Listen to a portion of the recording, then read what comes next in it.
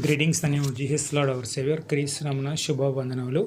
చూసుకున్నట్లయితే మత్తయి సువార్త 19వ అధ్యాయము 21వ వచనం. అందుకు యేసు, నీవు పరిపూర్ణుడగు కోరిన యెడల పోయి నీ ఆస్తిని అమ్మి బీదలకిమ్ము, అప్పుడు పరలోకమందు నీకు ధనము కలుగును. నీవు వచ్చి నన్ను వెంబడించమని అతనితో చెప్పాను. చూసిన ఒక యవ్వనస్తుడు యేసయ్య ఏం చేస్తాడు? సువార్త చెప్పుకుంటూ వెళ్తాడు. సువార్త చెప్పుకుంటూ వెళ్తే ఒక యవ్వనస్తుడు వస్తాడు.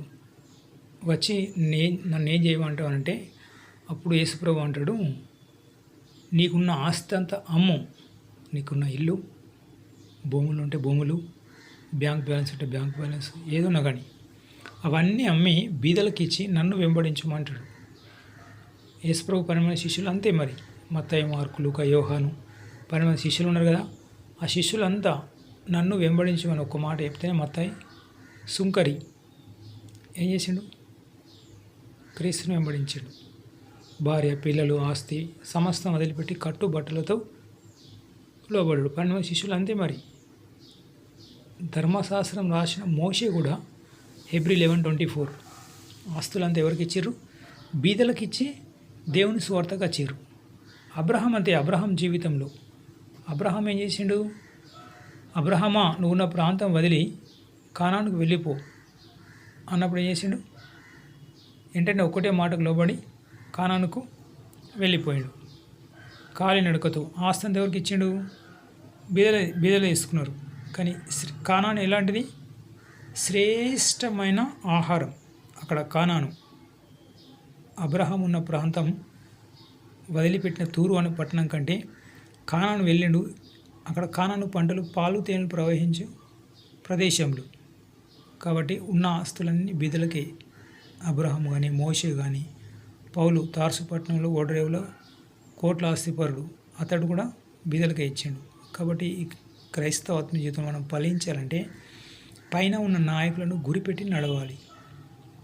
ధర్మశాస్త్రం మోషే కానీ, పౌలు కానీ, 12 శిష్యులే కానీ, ఇక్కడ మత్తయి సువార్త 12:21లో యవ్వనుడు కూడా అంతే.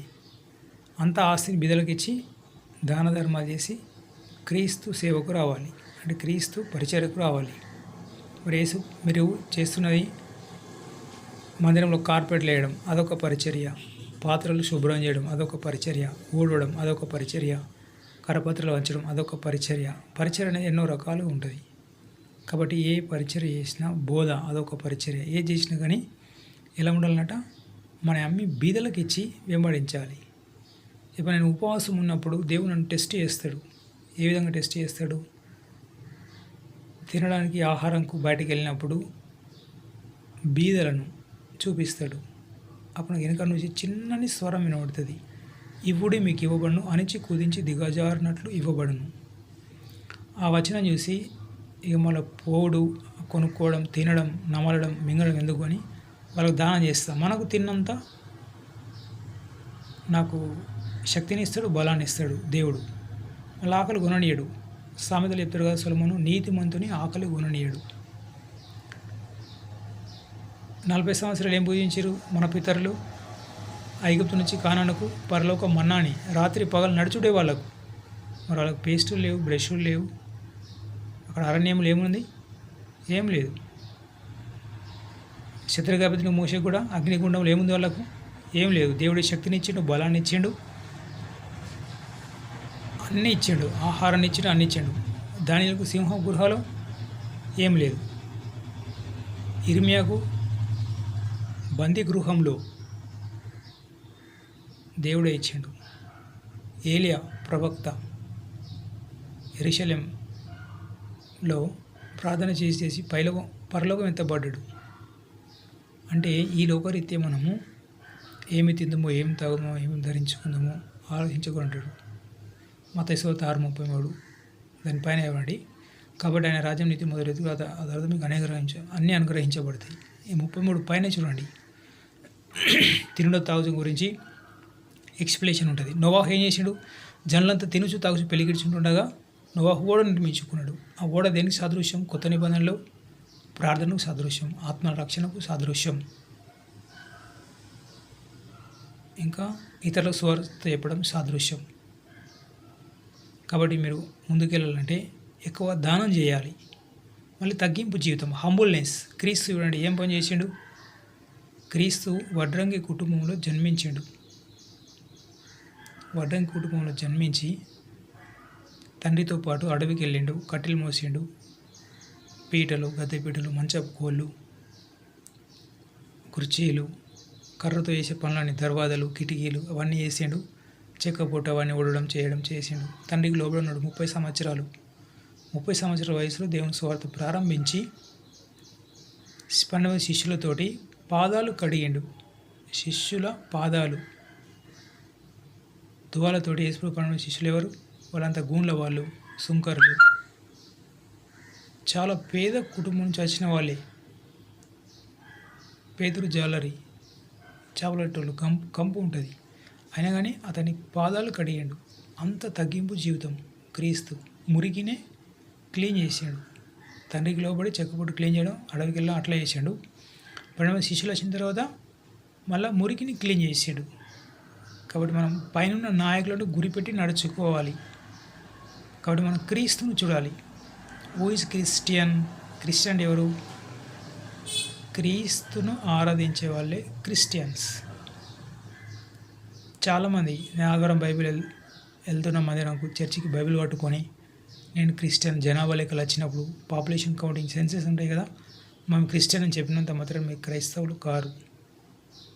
మా 4th జనరేషన్ క్రిస్టియన్, మేము క్రిస్టియన్ అంటే కారు. ఎవరు క్రిస్టియన్? క్రీస్తును ఆరాధించే వాళ్ళు, క్రీస్తును ధరించుకునే వాళ్ళు. క్రీస్తుకునే ఆస్తిపాస్తులు లేవు, బ్యాంక్ బ్యాలెన్స్ ఉన్నాయా? లేవు. క్రీస్తుకి ఏముంది?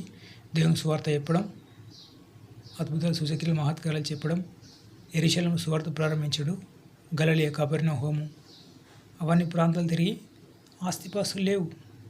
మోషే లాంటి సాత్వికం, దావీదు లాంటి సత్ప్రేమ, యోబు లాంటి యథార్థత, అబ్రహాం లాంటి విశ్వాసపరుడు, క్రీస్తులో ఇంకా చెప్పాలంటే ఏలి లాంటి ప్రార్థనాపరుడు. ఎంత హంబుల్నెస్. సో మనలో కూడా అవి ఉండాలి. మత్తయి సువార్త 7:7 అడుగుడు మీకు ఇవ్వాలని ఉంది కదా, అవి మనం అడగాలి. ప్రభా నాకు మోషే లాంటి సాత్వికం ఇవ్వండి, అబ్రహాం లాంటి విశ్వాసం ఇవ్వండి, యోబు లాంటి యథార్థతనివ్వండి, క్రీస్తు లాంటి శత్రుప్రేమని ఇవ్వండి, ప్రభా సొలొమోను లాంటి జ్ఞానాన్ని ఇవ్వండి దేవని అడగాలి. ఈ లోకరీత్యా చాలామంది ఆదివారం వచ్చేటంటే మందిరంకి వెళ్ళి ఇల్లు లేని ఇల్లు అడుగుతారు. ప్రభా నాకు ఇల్లు కావాలి. ఇప్పుడున్న రెంటెడ్ హౌస్ ఎనఫ్, కిరాయి ఉన్న ఇల్లు చాలు. నోవాహు ఏం చేసిండు? పక్కింటోళ్ళు అలా బంధువులంతా ఇల్లు కట్టుకుంటుండగా ఇల్లు కట్టుకోకుండా నాతో పొత్తుగుడి ఓడ నిర్మించుకోండి అన్నారు. ఓడ నిర్మించుకోలేరు. వాళ్ళు ఇల్లు కట్టుకున్నారు, జలప్రయాణంలో కొట్టుకపోయారు. బ్యాంక్ బ్యాలెన్స్ ఉంచుకుంటారు ఇప్పటికి కూడా. మరి ఇశ్రాయేలు జనాంగం 40 సంవత్సరాలు ఐగుప్తు నుంచి కారణకు వాళ్ళు మన్నాను స్టోరేజ్ చేసుకుంటేనే కంపు కొట్టేది. బ్యాంక్ బ్యాలెన్స్ వద్దని పరిశుద్ధాత్ముడు చెప్తాడు. దయచేసి ఇప్పటికైనా లోబడండి. ప్రార్థన 1 తెస్సలోనిక 5:18 ఎడతెగక ప్రార్థన చేయండి. అపోస్తలులు 2:42 సహవాసం యందు రొట్టె విరిచాను, ప్రార్థన యందు ఎడతెగక రీ ఫెలోషిప్. కాబట్టి మనం ఎక్కువ ఫెలోషిప్ ఎవరు చేయాలంటే మనకంటే జ్ఞానవంతులతోటి, మనకంటే పరిశుద్ధతతోటి సహవాసం చేయాలి. అప్పుడు మనం ఎదిగిపోతాం ఆత్మీయంగా. ప్రార్థన ఉండాలి. క్రీస్తుకు కేటాయించాలి. ద్రాక్షలు లేని తీగలు మీరు. ఏమన్నాడు క్రీస్తు? ద్రాక్ష అది ఎక్కడ ఉంటుంది మొదలు, అది పారుతూ పోయి ఎక్కడనో ఫలిస్తుంది. కాబట్టి మనం ఇంట్లో 3 గంటల ప్రార్థన ఉందనుకోండి, మనం పని స్థలంకి వెళ్ళినా, మార్కెట్కి వెళ్ళినా, ఎక్కడికైనా ఫంక్షన్లకు వెళ్ళినా, ఎటు వెళ్ళినా అక్కడ మన మహిమ కనిపించాలి, మన వెలుగు కల్పించాలి, తగ్గింపు జీవితం కల్పించాలి, యథార్థత కనిపించాలి, అన్నీ ఉండాలి. అప్పుడే మనం క్రైస్తవులు అనబడతాం, క్రీస్తు రాజ్యంలోకి వారసులం అవుతాం. ఫలించండి. God bless you. Have a nice day. Praise the lord.